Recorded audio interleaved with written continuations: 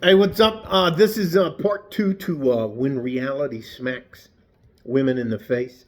Uh, I cannot tell you how difficult it is to help someone from a man's perspective, a successful man's perspective, when modern women won't listen to you and they're telling you as a man what you're required to accept from them.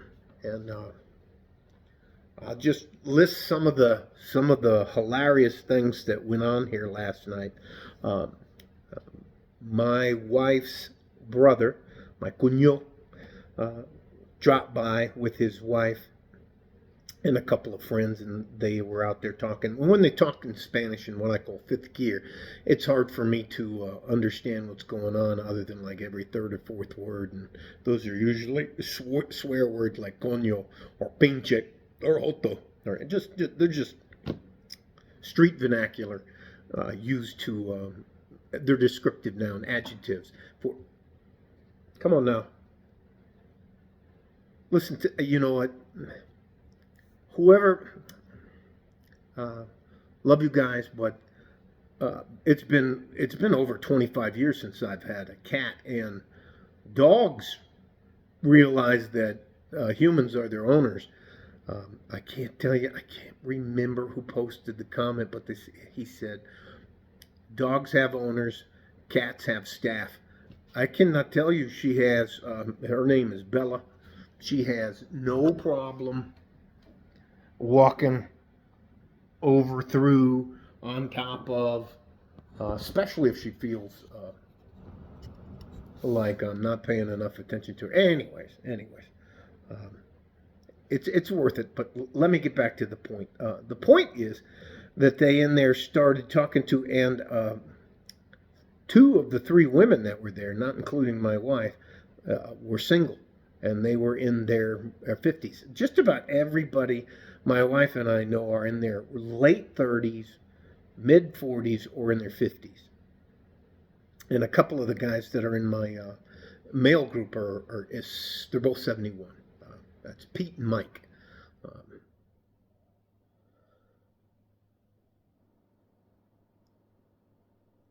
if you ask any man what he wants, he'll be plain, blunt, and honest with you.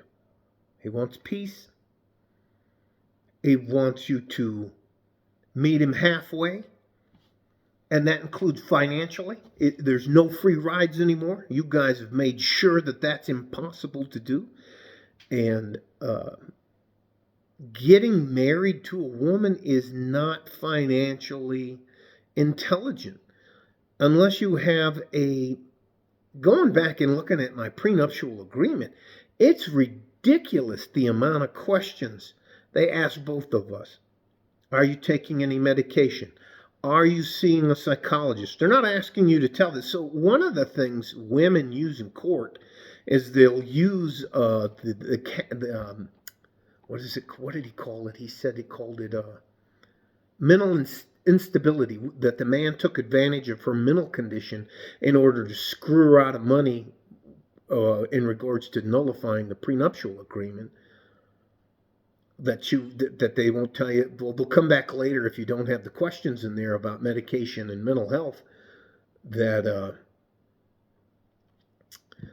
you took advantage of her. So, and to think about it, why should I, as a man, have to go to that degree to protect myself legally in the courts away from a woman?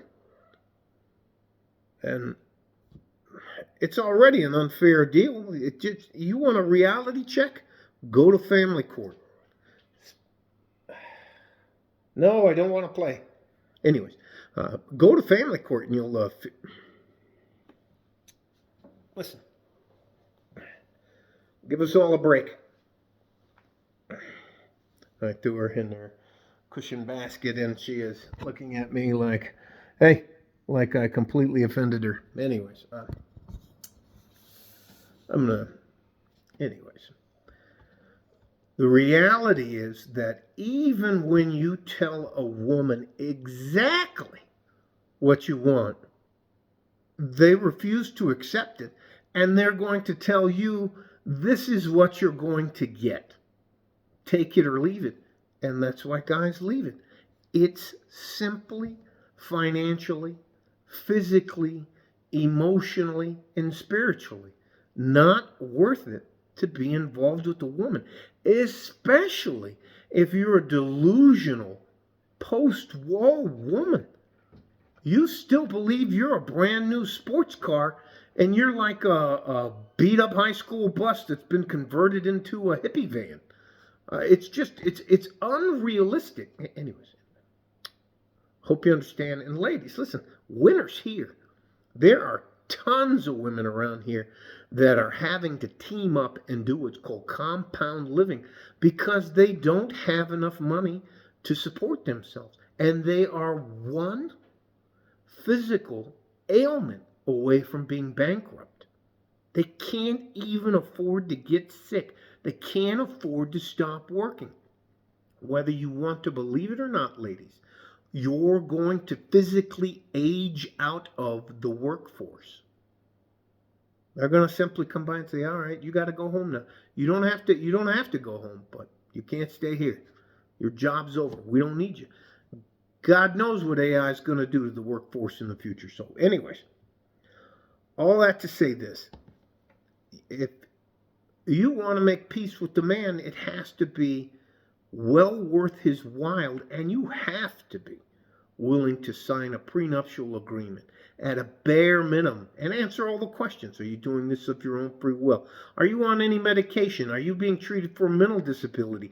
Do you understand the process it's going through? Do you realize all the fucking hoops a guy has to jump through to just have you be a decent part of his life, to meet him halfway? And you guys, well, I'm the prize. Yeah, no, you're actually the liability. And guy, it's easier for a guy just to say, nah, no thanks. All right? You gentlemen, you stay safe and healthy. Take care of each other if you can, and if you can't, you have to take care of yourselves. You are the prize. You are very important. Oh, good Lord. Anyways, I'm dealing with anyway. I think, anyways, let me just stop. Reality's here. Women are getting pimp slapped all over the place, and they're trying to figure it out. You know what? And they figure it out. They always figure it out too late. Oh, it might have been a good idea 20, 30 years ago to be accountable, be disciplined, invest in my future, invest in my family. It's too late now. And now all they're looking for is a sucker to rescue them from their bad decisions. Don't be that guy.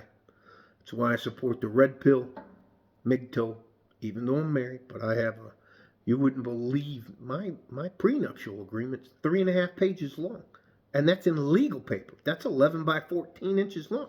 Anyway, 8.5, I think it's 8.5 by 14 inches, but signed, initialed, all that kind of stuff. Videotaped. Her attorney was there. My attorney was there. It was videotaped. Anyways. And now that I think about it, the average person's not going to go through that. And why should they? We're supposed to be meeting each other 50-50. And there's no reason for any man to deal with any type of delusional women. Here is my final examples. And you're asking us to accept you and you're fake. Your hair color, your eyebrows, those things you stick on your eyelashes. Some of them are absolutely, they look like dead caterpillars. You have rings in your noses. You have rings up here. You have post up here. You have post up here. There's a ring here. There's a bull ring here. There's this. You have purple hair. I put you on my arm and you embarrass me. You're not fit. You're overweight and out of shape and you got a bad attitude.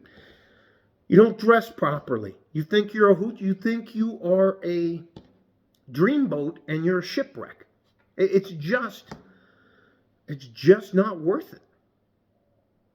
And finding a good traditional woman from a good family is damn near impossible.